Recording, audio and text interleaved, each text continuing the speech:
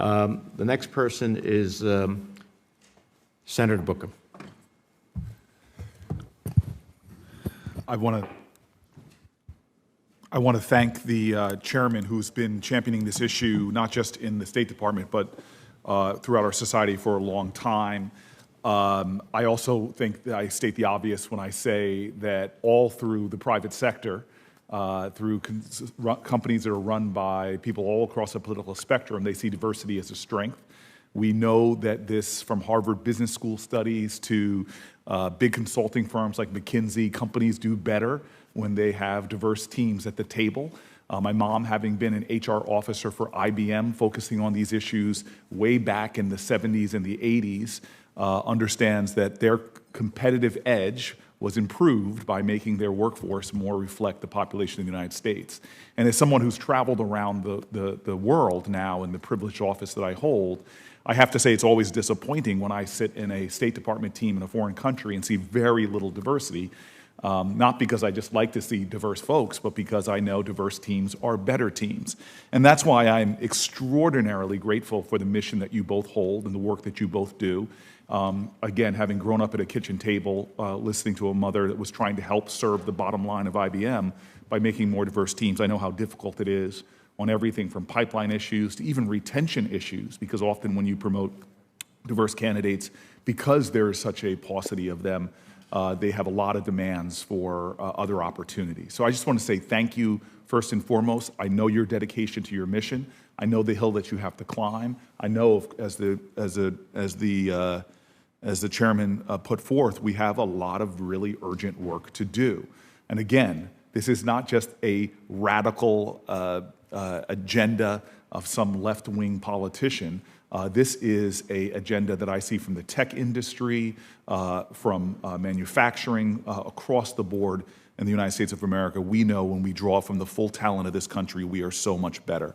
Tim Scott and I, again, bipartisan way, both understood that one of the biggest barriers to often getting folks in is just the experiences they start having as young as college students and for paid internship programs.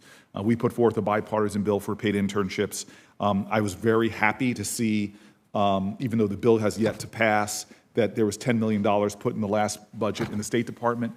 I'd just love to hear how that is going, and if there's some things that you might be able to tell me that we should be thinking about as we look forward to trying to create that pipeline of people seeing this as an experience and a possible profession.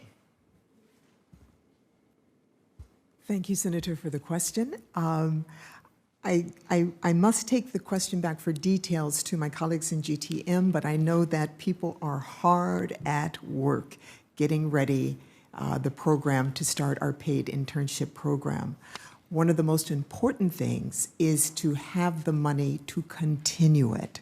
We don't want to have it for one round of young people who need the money, who deserve the money. It's going to allow us to reach a wider array of Americans and bring them in to our organization, and we don't want it for just a limited time. We need a steady, full pipeline, and so that would be my request on that.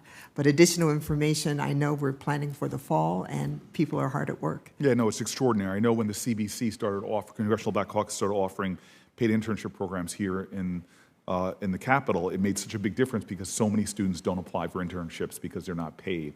And so I appreciate you affirming that.